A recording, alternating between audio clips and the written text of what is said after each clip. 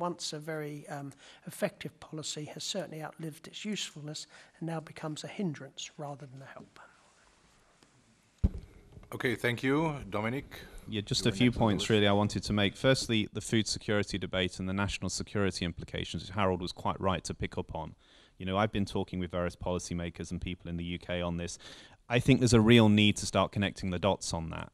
You know, what we're seeing over the next 10 to 20 years will have significant impact on Europe's borders. We will see more social breakdown, we'll see more violence and movement of people, which will affect what comes out of North Africa into Europe and other places. We know there's already huge tensions in Europe on those issues now, but you're absolutely right, because governments move when those threat scenarios are put in front of them. And I think it's up to the policymakers and the scientists and the people in this debate, and also to a degree about climate change as well, to start getting those scenarios out there. I'm saying that to John Beddington. We're saying that to other people involved in this discussion. You want people to take action, start painting some stark scenarios now of what we might actually face that will have a significant impact on our comfortable lives in the next 10 to 20 years. And it really is that stark. We could see some real nasty events occur, and I think people need to be prepared for that. I also think the media are very much interested in that discussion as well and will carry it forward. So I think that is something all of us can think about. The other thing that Paul mentioned quite rightly, I think, you know, we need to get the agenda onto industry and jobs and competitiveness in Europe. There's too much time spent on the environment issues around what we're talking about. They remain fundamentally important, but we've got to get it into DG industry, DG trade. We've got to get it into jobs, creation of wealth in Europe.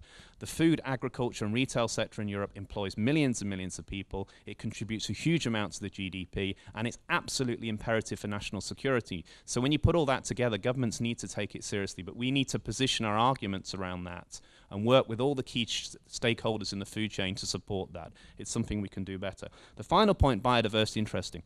You know, I chair a wildlife conservation charity that does a lot of work around the world in endangered species protection, anti-poaching and things. And, you know, I spent a few days at Oxford recently with a lot of the world's environmentalists coming together, and we sat down and spoke about a lot of things. You know, from my background on the sort of plant science end as well as conservation, it was interesting. I think there is a growing recognition amongst people, many of whom have been involved in this area for many, many years, 30 years plus, people like Attenborough and others that are very well known around the world, that we do need to take some significant decisions about conservation of biodiversity. And some of that would be to say, for instance, that maybe urban societies are actually better if we live in cities rather than in the country. Subsistence agriculture is actually more damaging than beneficial, particularly in Africa and other parts of the world, to large commercial farms. Efficiency in agriculture and production. The image you showed us there in South America and Brazil, at first looking at that you might think that's quite shocking, that's, you know, a monoculture, but at the end of the day, if you can take relatively inefficient land, apply science and technology to increase production efficiently, which is what Brazil has done phenomenally well, but at the same time take the pressure off those areas of forest which are terribly important for biodiversity, you begin to make some steadily increasing movement to protecting environment and wildlife. That is starting to happen. We're putting a value on forests now. We are protecting it better than we have in the past, and agriculture has a role to play. You speak to WWF and other organizations, they're getting that message. The Friends of the Earth and Greenpeace are political groups. They're not really environmental groups. They're anti-globalization, anti-American, anti-technology. They can continue to have that corner if they wish, but it'll be more and more difficult for them to, you know, to sustain themselves unless they broaden their messages. But there are others in the environmental movement that are willing to talk to us, and we need to continue to work with them. So I think there's definitely movement we can make there. The price increases, which both of you have indicated for the next 5 to 10 years to come, do you have any idea to what extent this would impact, say, the proportion of spendings available? You said it's now 10%, maybe it's 12 in France. I think it's 13-14%. How many percent would that go up? And where would people then have to save the money? Is there any indication? Because this would help us also in the argumentation on the political level.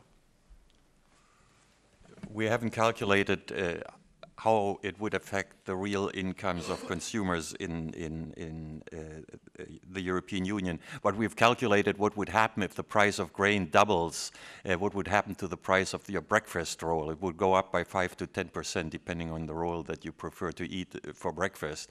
But the issue is that the poor humans in the world, of which we have 1 billion, have a purchasing power of $1.25 or less per day, and who have to spend 75% or more of their income on food. And they don't eat the processed food, they eat the raw, buy the raw materials and process it themselves in the household. So the share of income that they spend on food is much higher, and they spend it on the agricultural raw materials, while we consume processed food to a much higher degree. So it really is felt a whole lot more in the poor countries. The price increases that we can expect may be a nuisance. I've tried to calculate with my wife how it would affect us, but we really couldn't find anything very significant. So we may find it bothersome that prices are higher in the future than we've gotten used to in the past. But the problem is with the poor of the world who live in developing countries. I can say a few things about the experience in Britain, but not across Europe. In actual fact, where we got down to in Britain in 2007 was households were spending 8.2% of their income on food that was eaten in the home. You know, as people get more affluent, they tend to eat out, go to restaurants more, etc.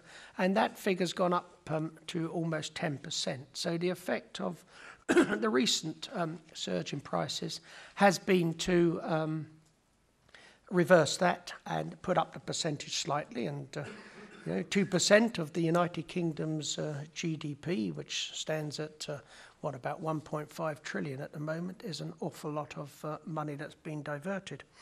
Look at it another way. I produce for an organisation an affordability index every 2 or 3 months. The affordability of food in Britain got to its lowest level ever in 2007.